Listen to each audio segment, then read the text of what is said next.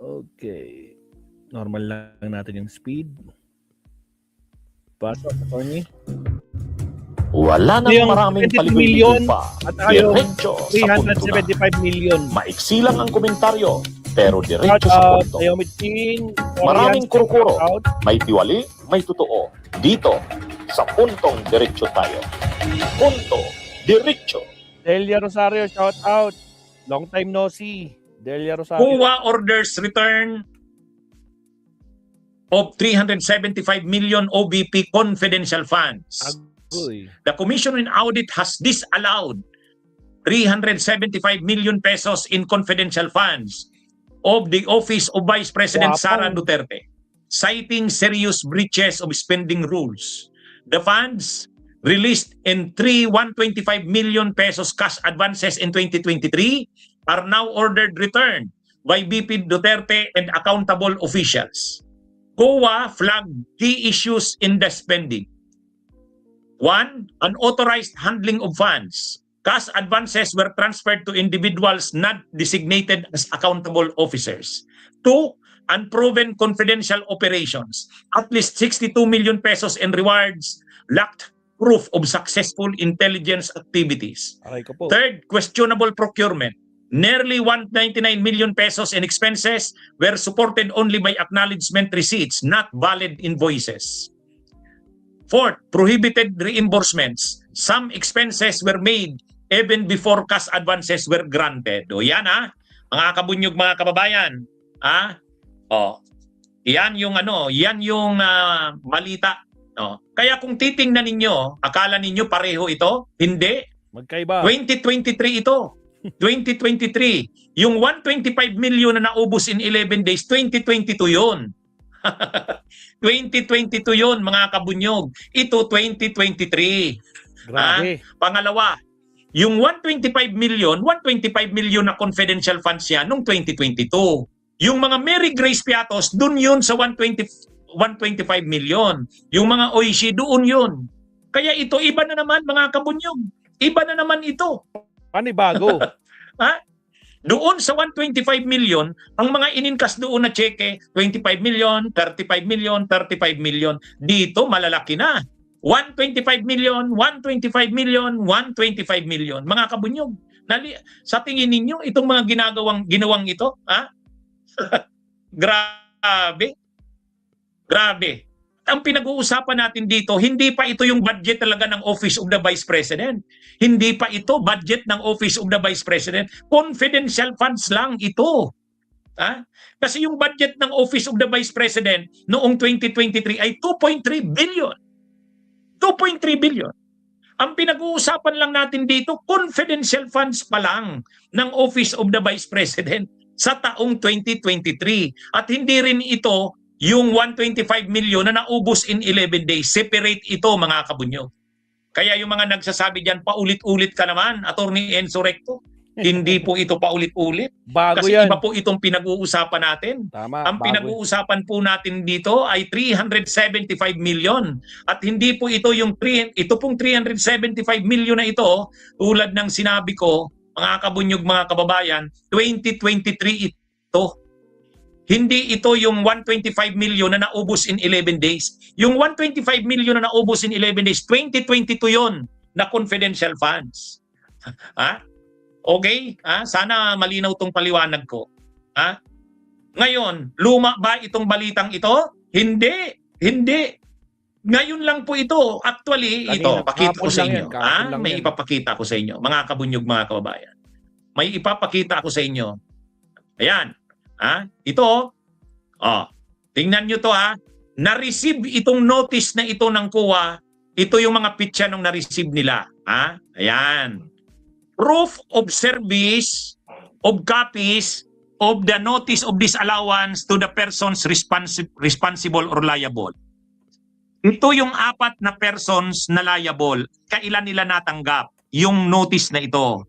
Si Honorable Sara C. Duterte, Vice President, tinanggap ni Lemuel Ortuño. Tingnan nyo, date received, 04-08-26. Ibig sabihin, April 8, 2026 na-receive niya.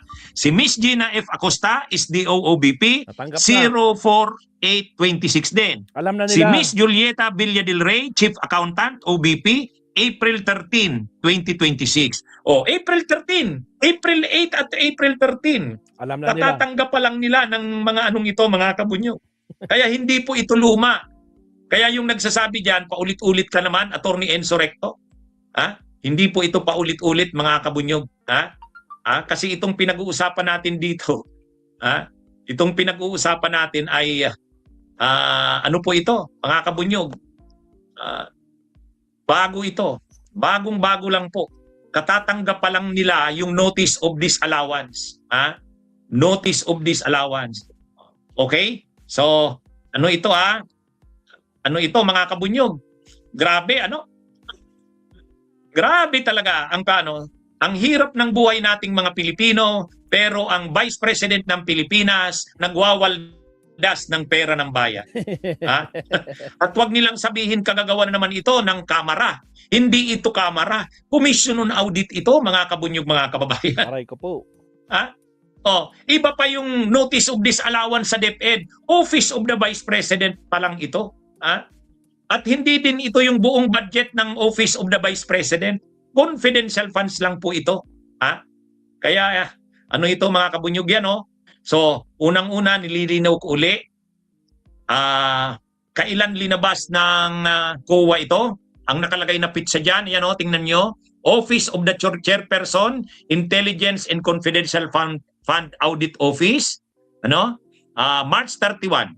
March 31, 2026 nilabas itong desisyon na to.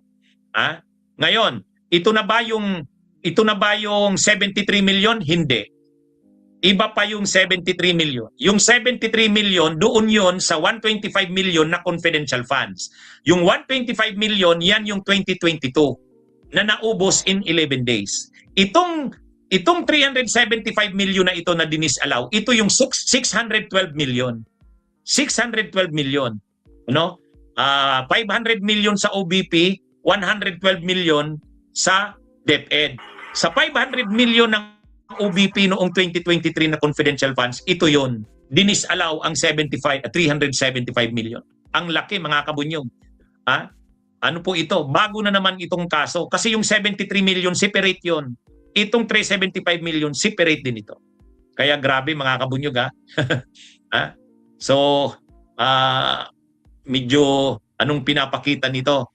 Ang pinapakita nito, hindi pa ba namumulat ang ating mga kababayan diyan, lalo na itong mga DDS? Ano pa ba? Yan ba ang agila ng Davao? Ganyan ba ang agila ng Davao, matinding maglustay ng pera ng bayan?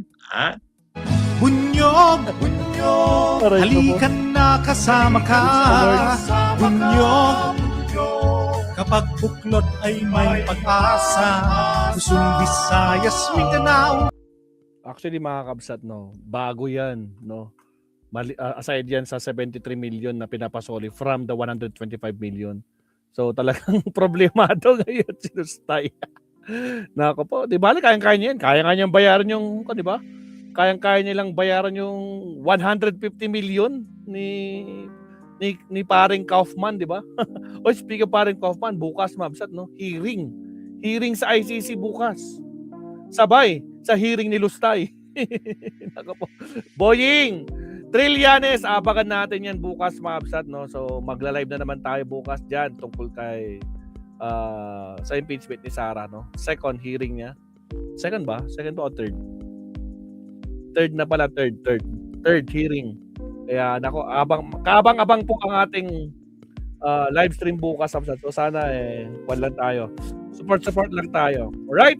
So for the meantime, lang muna tayo, dinner break muna. Pero iiwanan ko kayo ng isang premiere ngayon na.